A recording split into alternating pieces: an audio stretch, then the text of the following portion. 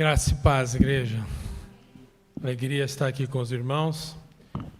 Nós temos ali um PowerPoint, eu vou pedir para você colocar para mim, está na área de trabalho. O nome é Salmo 130, que é o tema da nossa mensagem de hoje. Nós estamos, quando eu prego aqui na igreja, eu tenho falado a respeito dos salmos de peregrinação. E hoje nós vamos pensar a respeito do que o Senhor tem a nos falar a respeito do Salmo 130. Está na área de trabalho aí já. Muito bem, se vocês quiserem ir procurando em vossas Bíblias, podem acompanhar a leitura comigo. Isso aí. Pode passar o próximo. Está projetado aí na versão NVI, se a sua versão foi diferente, você pode seguir pela tela. Salmo 130, Salmo de Davi, diz o seguinte: Das profundezas clamo a ti, Senhor. Senhor, ouve o meu clamor. Estejam atentos os teus ouvidos à minha súplica por misericórdia. Se tu, soberano Senhor, registrasses os pecados, quem escaparia? Mas contigo está o perdão para que sejas temido. Espero no Senhor com todo o meu ser, e na sua palavra ponho a minha esperança. Espero pelo Senhor mais do que as sentinelas pela manhã, mais do que as sentinelas esperam pela manhã. Põe a sua esperança no Senhor, ó Israel, pois no Senhor há amor, leal e plena redenção. Ele próprio redimirá Israel de todos os seus pecados. Salmo 130 é um dos salmos de romagem. Salmos que os judeus cantavam quando eles faziam as suas peregrinações para Jerusalém, para adorar em Jerusalém. São 15 salmos, do Salmo 120 até o Salmo 134, nós estamos pregando a série sobre eles. E eles faziam essa romaria para Jerusalém em 3 ocasiões principais, para comemorar 3 festas do povo de Israel. A primeira delas é a Páscoa, né? Eles comemoravam a libertação do Egito, como a gente já conhece. E essa festa acontecia às vezes em março, no nosso calendário gregoriano, às vezes em abril. Esse ano vai cair no dia 12 ao 19 de abril, mês de abril, a Páscoa judaica. Então eles chamam de Peshá, e até hoje eles comemoram essa Páscoa. E os judeus, na época do Velho Testamento, e enquanto Israel, mesmo na época do Novo Testamento com Jesus, eles iam até Jerusalém nesses 3 momentos. Na Páscoa, a segunda festa era Pentecostes, e o Pentecostes é uma festa que eles comemoravam o recebimento da Torá por parte do povo, da lei. Ela chama a festa de Pentecostes. Aliás, o nome Pentecostes já significa 50º dia, porque eram 50 dias depois que eles saíram lá do Egito, que eles fugiram do Egito. Então, eles comemoravam essa festa, lembrando esses 50 dias, e eles comemoravam a entrega, então, da Torá a Moisés no Monte Sinai. E a terceira festa era a festa dos tabernáculos. Essa festa acontecia em setembro ou outubro, no nosso calendário, e essa festa comemorava a proteção de Deus durante a época que eles estiveram no deserto, né? Inicialmente o povo comemorava em cabanas, lembrando o tempo que acampavam no deserto, e também, ainda hoje, em algumas regiões, mesmo aqueles que vivem em casa, às vezes comemoram essa festa fazendo um acampamento no jardim, armando tendas e comemorando essas festas. Então, os judeus iam para Jerusalém, saído de todas as cidades, eles se reuniam e iam para Jerusalém.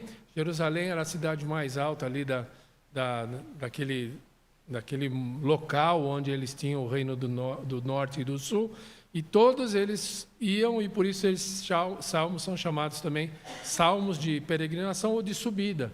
E quando eles chegavam em Jerusalém, eles cantavam, recitavam esses salmos em cada um dos degraus que havia lá no templo, para chegar até o templo de Jerusalém. Então, eles paravam em cada degrau e cantavam um desses salmos, né? Um dos 15 salmos, e por isso também esses salmos, às vezes, na sua Bíblia, pode estar escrito como Cântico dos Degraus, os salmos de subida. Mas especificamente esse Salmo 130, ele também faz parte de um outro conjunto de salmos, que são os salmos de penitência, ou de salmos de confissão, que são 7 na Bíblia, no livro de Salmos. 7 salmos, né? O Salmo 6, 32, 38, 51, 102, o 130 e o 143. Eles são salmos de penitência, onde há fortes declarações do salmista a respeito daquele pecado que estava no coração dele, que ele buscava misericórdia pelos pecados que ele havia cometido e buscavam o perdão divino. Então, se os irmãos tiverem oportunidade de ler esses salmos penitenciais, eles são muito interessantes e vai dar para a gente perceber que eles clamavam por situações adversas que estavam passando na vida, como perseguições, problemas, mas esses problemas eles tinham consciência que foi fruto do pecado cometido por eles. Então eles pediam libertação do inimigo, mas entendiam que aqueles inimigos estavam ali porque eles deram brecha através da sua vida e pelo pecado. Então é muito interessante ler alguns desses salmos para a gente ter uma noção do que eles falam a respeito da penitência e como se buscar a Deus em um momento onde a gente precisa do perdão e da misericórdia de Deus. Eu separei alguns versículos de todos esses salmos de penitências para que os homens, que a gente possa ler e vocês possam entender o clamor de quem faz uma penitência ou busca a Deus. Se puder passar a próxima projeção. Aí, o Salmo 6 é um desses salmos, é um salmo de Davi. Diz assim: volta-te, Senhor, e livra minha alma, salva-me por tua graça. Salmo 32 também é um salmo de Davi. Bem-aventurado aquele cuja iniquidade é perdoada, cujo pecado é coberto. Eu disse: confessarei ao Senhor as minhas transgressões, e tu perdoastes a iniquidade do meu pecado. Salmo 38, salmo de Davi também. Não me desampares, Senhor Deus meu. Não te ausentes de mim, apressa-te em socorrer-me, Senhor, salvação minha. Próximo. Salmo 51, também é um salmo de Davi, diz assim: compadece-te de mim, ó Deus, segundo a tua benignidade, e segundo a multidão das tuas misericórdias. Apaga as minhas transgressões. Cria em mim, ó Deus, um coração puro, e renova dentro de mim um espírito inabalável. Salmo 102, salmo que a gente não sabe se o autor é Davi. Ouve, Senhor, a minha súplica e cheguem a ti os meus clamores. Não me ocultes o rosto no dia da minha angústia. Inclina-me os ouvidos no dia em que eu clamar. Dá-me pressa em acudir-me.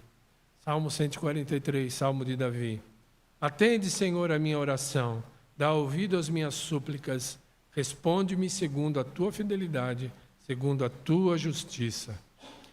Então, dos 7 salmos penitenciais, 5 nós sabemos que foram escritos por Davi, e nada nos diz que os outros 2, né, que é o Salmo 102 e o Salmo 130, que a gente vai pensar nele hoje, aplicar para a nossa vida, também a gente não sabe se é um salmo de Davi, mas tudo leva a crer que ele provavelmente também escreveu esse salmo. E é interessante que nós, costumeiramente, falamos muito a respeito do pecado de Davi, que foram, de fato, muito grave aos olhos de Deus e aos olhos dos homens. Mas a gente não dá tanta ênfase à forma como ele buscou o perdão e a misericórdia de Deus depois de ter feito, de ter cometido essas coisas que nós achamos digna de prisão, ou quem sabe até de uma cadeira elétrica. Enfim, o Salmo 130 é um salmo que reflete uma situação de angústia, uma angústia profunda, um arrependimento que leva o salmista a buscar pela misericórdia divina. E a mensagem desse Salmo 130 é muito clara, ela não importa quão profundo seja o abismo em que nos encontramos. A misericórdia de Deus é mais profunda. Ela nos alcança, ela nos restaura. Então vamos ler novamente o Salmo 130 e pensar texto a texto que a gente pode tirar para a nossa vida. Versículos 1 e 2, o salmista diz assim: das profundezas clamo a ti, Senhor. Senhor, ouve o meu clamor.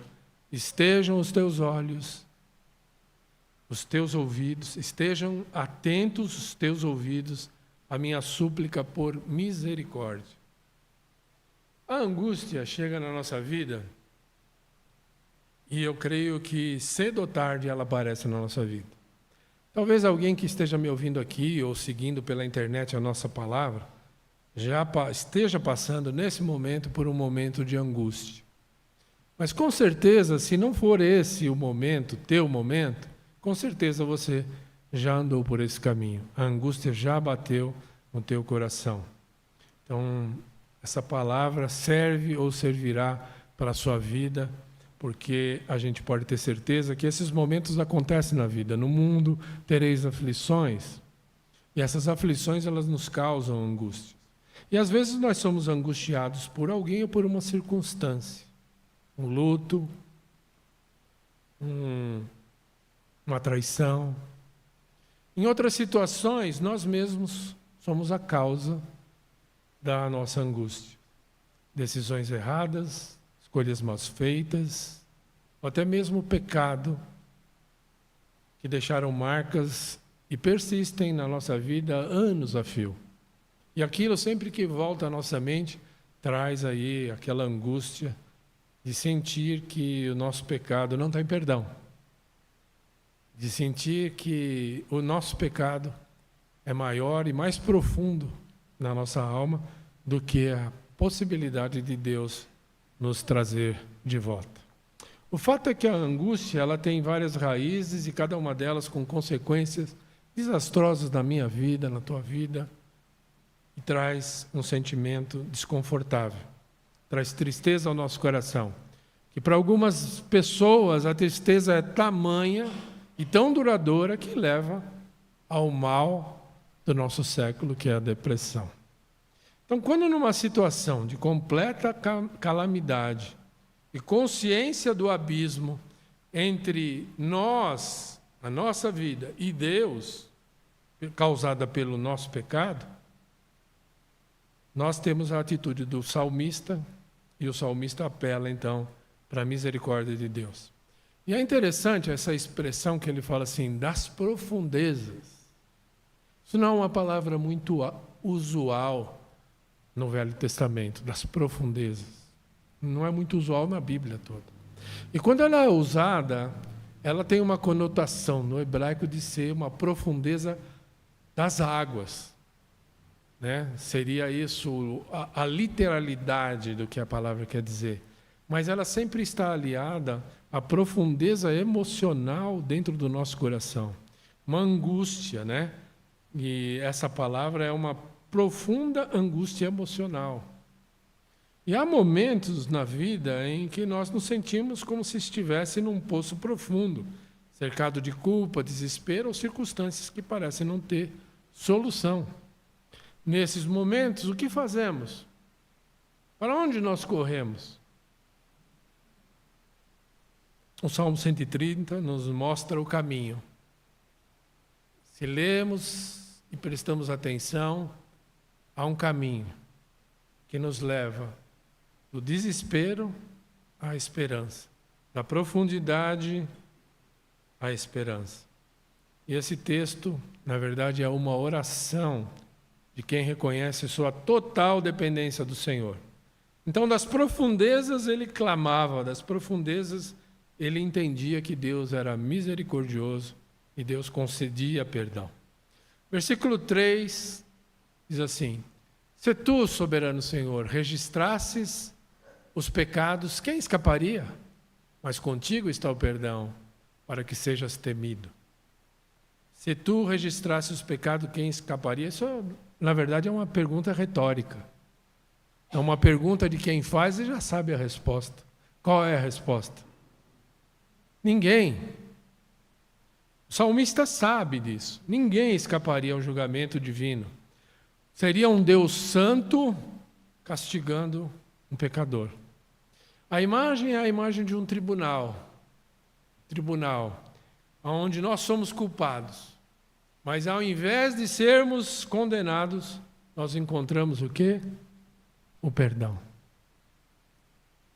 Mas contigo está o perdão para que sejas temido. Interessante é a pontuação que o salmista faz aí, porque ele traz uma coisa que não parece muito coerente. O perdão não gera descuido ou relaxamento, como quem recebe autorização para viver no pecado ou praticar o pecado. Ele fala assim, mas contigo está o perdão para quê? Sejas temido. O perdão de Deus, no homem de Deus, que reconhece que a misericórdia de Deus, ela não gera liberdade para tornar a pecar, ela gera temor ao nosso Deus, gera temor, que é a expressão de amor e de adoração. Perdão não gera relaxamento. O perdão não é licença para pecar, mas um chamado a uma vida de obediência. E é interessante que esse Salmo 130, na época que ele foi escrito, ele me parece tremendamente progressivo contra o pensamento da época, que na maioria das vezes se tem de que a misericórdia de Deus era alcançada pela obra que o homem poderia fazer, alcançada pela observância da lei, alcançada pelo cumprimento das ordens e das ordenanças do Senhor. Só que esse é um texto maravilhoso, parece um oásis no meio do deserto do Velho Testamento. É um prenúncio da graça libertadora, maravilhosa e genuína do nosso Senhor Jesus Cristo. Porque não é a obra do homem, mas a misericórdia de Deus é que faz com que o homem possa ser perdoado. Enfim, esse salmo, ele é um prenúncio da boa nova do Evangelho, da boa nova de salvação que Cristo veio pregar a nós. Continuando, versículo 5. Espero no Senhor com todo o meu ser, e na sua palavra ponho a minha esperança. Nós, cristãos, eu e você, nós aprendemos na palavra de Deus, mas muito difícil, às vezes, colocar isso na nossa mente e no nosso coração, embora esteja muito claro que toda a capacidade, todo o empreendimento da nossa vida, ele é fruto do Senhor, de Deus. Ela não está centrada em nós mesmos, nem em coisas grandes como a salvação. A salvação é pela graça, não é alcançado pelas minhas obras, e nem em coisas pequenas como o sustento diário, porque nós damos graças a Deus pelo sustento, pelo alimento que Ele coloca em nossa vida. Aprendemos isso do Senhor. O pão nosso de cada dia nos dai hoje, vem do Senhor. E nós entendemos que tudo que é bom, todas as bênçãos provêm de Deus. E aí, muitas vezes, perder a credibilidade em nós mesmos, perder a autoconfiança, ou perder a confiança naqueles que nos cercam, que são nossos amigos, não é de todo ruim. Há virtudes, há motivos para reflexão. Muitas vezes, em muitas circunstâncias na nossa vida, nós percebemos que se não for ao Senhor, nós não teríamos saída. Eu tenho amigos queridos do meu coração que sempre estão dispostos a me ajudar. Eu citaria todos aqui. Citar só um que não é membro da igreja, José Humberto é parceiro, é meu amigo desde que ele era pequenininho. Eu sei que qualquer problema que eu tiver, eu posso ligar, eu vou contar com a boa vontade dele, que se ele não resolver, ele vai arrumar quem resolva. Mas tem coisa que ele não pode fazer isso por mim. Não tem competência. Então eu perceber que eu dependo no fundo, é de Deus, é uma reflexão boa. Mas se toda a confiança que eu tenho, ou que alguém possa vir ter, ela está no mundo visível, no dinheiro, nas pessoas, no poder, naquilo que eu posso conquistar com o meu braço, aquilo que eu posso fazer ou deixar de fazer, e não crer no transcendente, não crer que isso vem de Deus, é óbvio que nesses momentos de tristeza, angústia, vai vir a depressão, porque eu não tenho a quem recorrer. O salmista tinha a quem recorrer. Nós, como cristãos, temos a quem recorrer. Muitas vezes nos falha essa fé, essa confiança. Mas o Salmo 130, ele então mostra essa graça inspiradora que Deus demonstra claramente no Velho Testamento. Na sua palavra eu coloco a minha esperança. A confiança do salmista é fundamentada na fidelidade de Deus e na sua palavra. Isso aponta para a confiabilidade das promessas de Deus. A esperança do salmista não está em si mesmo, no exército de Israel, não está na confiança, mas está em Deus. Quando ele repete, mais do que as sentinelas pela manhã, ele coloca 2 vezes, né? A última vez que eu preguei sobre o Salmo 129, eu expliquei para os irmãos que essa é uma figura de linguagem do hebraico. Quando eles querem dar ênfase a alguma coisa, eles repetem. É a ênfase que eles querem dar. Então ele fala assim, olha, eu espero no Senhor mais do que o sentinela pela manhã, mais do que o sentinela pela manhã. Ele quer dar ênfase. E a imagem de um sentinela que reflete o anseio daquele que está vigilante, né? Espero no Senhor, porque Ele pode acabar com o meu incômodo, o incômodo de estar ali naquele lugar, de estar aqui vigiando contra os malfeitores que possam me atacar. O incômodo de estar em pé, de ter que ficar acordado com muito sono. E aí o sentinela está esperando, e ele fala assim, eu espero no Senhor desse jeito, eu espero que um dia o Senhor volte, que acabe com essas minhas lutas, com essa minha angústia. Se o Senhor acabar, isso vai trazer na minha vida consolo. Espero no Senhor pela doença que me acata, que me acaba. Espero pelo Senhor pela essa tristeza, pela vida que eu estou vivendo ali, pela falta de dinheiro, pelas minhas dívidas. Então, assim, né, um sentinela esperando pela manhã, naqueles momentos de angústia. E aí ele continua. Ponha a sua esperança no Senhor, ó Israel, pois o Senhor é amor leal e plena redenção. Ele próprio redimirá Israel de todos os seus pecados. E agora o salmista sai do ponto de vista individual para chamar para o coletivo. E isso é uma coisa muito interessante, que a igreja de hoje não parece que está entendendo. Quando eu falo igreja, eu falo pessoas que frequentam a igreja. Pessoas que frequentam as igrejas, principalmente as igrejas evangélicas, perderam o total sentido de comunidade. Tudo é para o indivíduo, tudo é para mim, as bênçãos são para mim. Eu sou mais importante do que a igreja. Se a coisa não está do jeito que eu quero, não está bem. Eu sou mais importante do que as pessoas que estão ao meu lado, que me cercam, que são aqueles que fazem o trabalho do Senhor comigo, porque eles não sabem fazer, eu sei. E a gente perdeu esse sentimento de comunidade, que Israel tinha muito forte, onde o pecado de um afetava todos, e a bênção de um afetava todos. E a igreja perdeu um pouco isso, sabe? Perdeu. Quando a coisa não acontece da nossa forma, a gente acha que está tudo errado.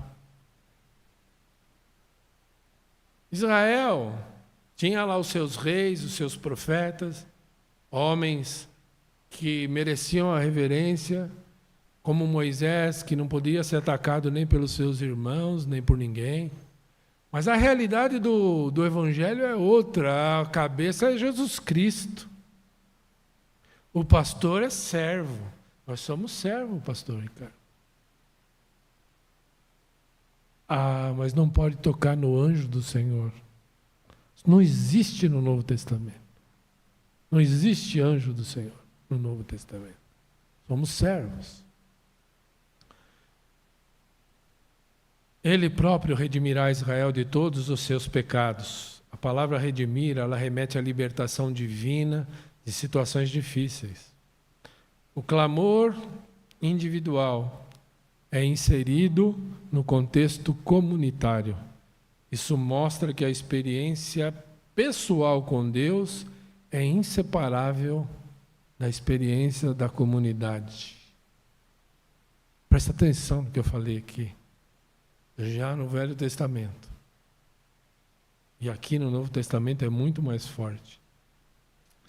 A experiência pessoal de Deus é inseparável da vida da comunidade. Eu já falei diversas vezes aqui, não é, Marcos? Não há vida cristã saudável fora da comunidade. Não há como alguém achar, você que me acompanha pela internet, que pode viver longe da comunidade. Temporariamente, se tiver limitações. Não existe crente desigrejado. Crente desigrejado está em pecado. Porque a igreja é instituída, plano do nosso Senhor Jesus Cristo. Ele inseriu você, e eu já falei também isso aqui, ele inseriu você no corpo de Cristo. Quando você se converteu, entregou a sua vida a Jesus, abriu o seu coração ao Evangelho, recebeu a boa nova, entendeu que Jesus Cristo morreu no seu lugar, você recebeu de Deus o penhor da herança, o Espírito Santo, pela graça. E recebeu também a inserção no corpo de Cristo. Fazemos parte do corpo de Cristo, isso não foi você que escolheu. Você pode escolher a igreja que quer congregar.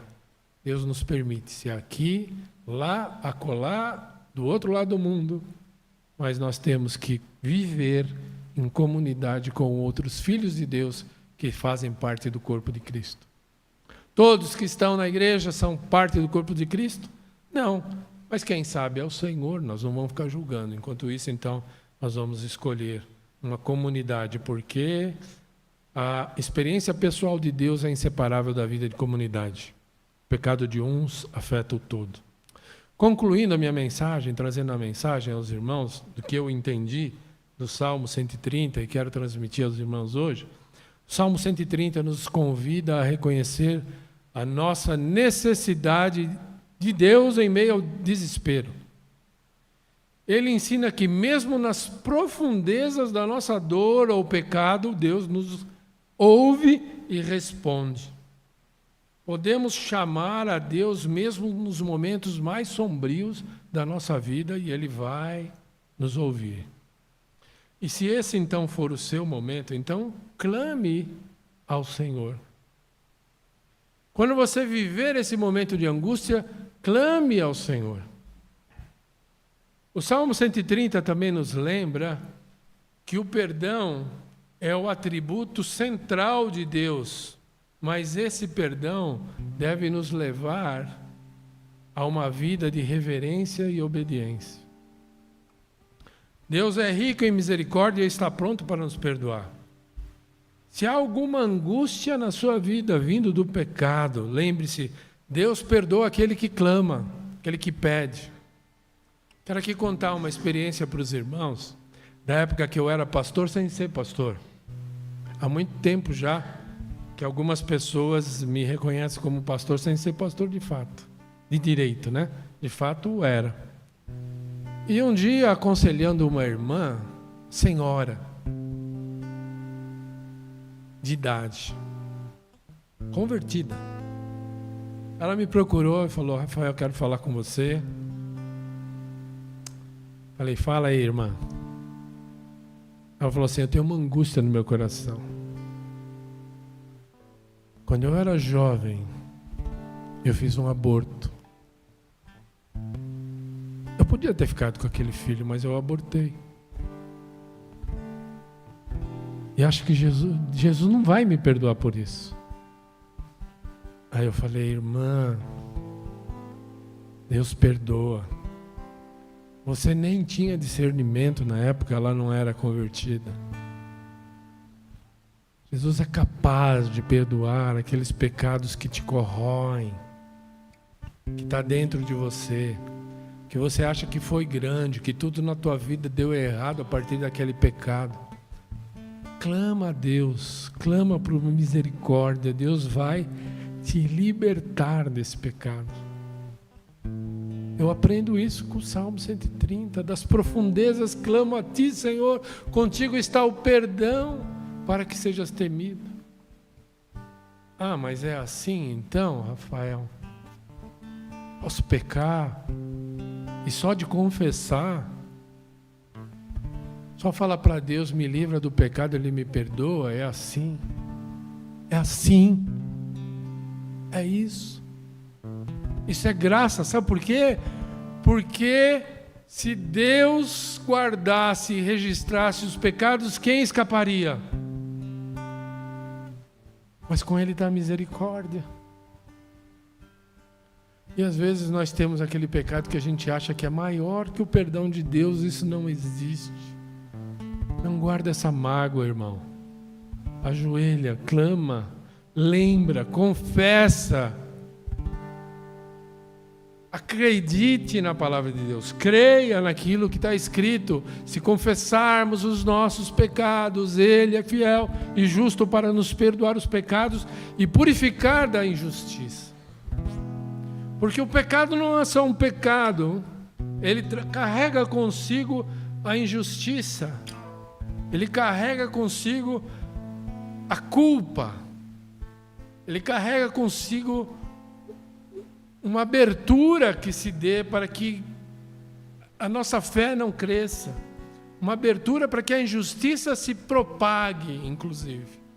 Costumo usar uma ilustração que é como um homem que trabalhou no motor, mexeu e está com a mão suja de graxa. E todo lugar que ele coloca a mão fica marcado. Isso é injustiça. Sim, mexeu no motor, mexeu na graxa. Aí ele vai colocando a mão e vai propagando a injustiça. O pecado tem esse poder na nossa vida, mas se confessarmos o nosso pecado, Deus perdoa e limpa da injustiça que o pecado traz para a nossa vida. Então, meus irmãos, creia no perdão de Deus. Você já experimentou o perdão de Deus? Ele é tremendo. Ele é pleno na nossa vida. Ele restaura a nossa alma. Ele transforma a nossa vida e a vida das pessoas que nos cercam. Ele está disponível hoje para aqueles que o buscam. Se você está aqui hoje, nunca se reconheceu como pecador, nunca você clamou por perdão, está aí um bom dia para você fazer hoje, agora se quiser, ou na sua casa à noite de joelhos. Senhor, ouvi a palavra do pastor hoje lá, e sou eu. Quero clamar a Ti, apaga aquele pecado da minha vida. Transforma a minha vida a partir de hoje. Quero crer na Sua misericórdia. Quero crer no Seu perdão. Quero crer que o Senhor fará por mim. Se arrependa e clame. Se há pecado em sua vida, não esconda. Confesse ao Senhor e receba perdão. Por fim, o Salmo, ele reforça a importância de esperar em Deus. Mesmo quando a resposta demora, espero no Senhor com todo o meu ser. Às vezes a gente passa por circunstâncias adversas que nos trazem angústia e não são fruto do nosso pecado. Mas ainda assim o Salmo tem algo a dizer para nós. Tem a dizer que nós devemos esperar no Senhor. Mesmo quando a resposta parece demorada, nós podemos confiar que ela virá no tempo certo. A palavra de Deus é a base da nossa esperança. Espero no Senhor com todo o meu ser. Na sua palavra ponho a minha esperança. Deus prometeu. Deus vai cumprir. Espere no Senhor. Está difícil, irmão? Está dolorido? Está sofrendo? Busque o Senhor. Não sofra sozinho. Entenda que na comunidade há pessoas que podem carregar o fardo junto contigo. A comunidade pode ajudar nessa libertação. Você tem irmãos aqui valorosos que podem te ajudar. Então não carregue o seu fardo sozinho. Leia a palavra. Creia na palavra de Deus, ela é viva e eficaz, traz vida onde há angústia. Deus vai trazer vida. Está difícil no trabalho? Leia a palavra. Está difícil em casa? Está difícil nos relacionamentos? Leia a palavra, espera no Senhor, confia, clama, pede. O Senhor é rico em misericórdia. Ele vai nos atender. Amém? Vamos orar então, irmãos. Obrigado, Senhor, pela Tua palavra que é viva e eficaz. Obrigado, Senhor, pela Tua palavra que nos anima. Obrigado, Senhor, pela Tua palavra que nos ensina. E acima de tudo, Pai, obrigado porque o Senhor é um Pai misericordioso. E nós esperamos pelo Senhor, porque não temos aonde esperar se não for o Senhor. Nós esperamos pelo Senhor, porque só o Senhor pode dar alívio no momento de angústia. Ajuda, Senhor, a essa comunidade a ser um corpo vivo, que crê na Tua palavra, que busca a Tua misericórdia e que anda com o Senhor. Em nome de Jesus. Amém.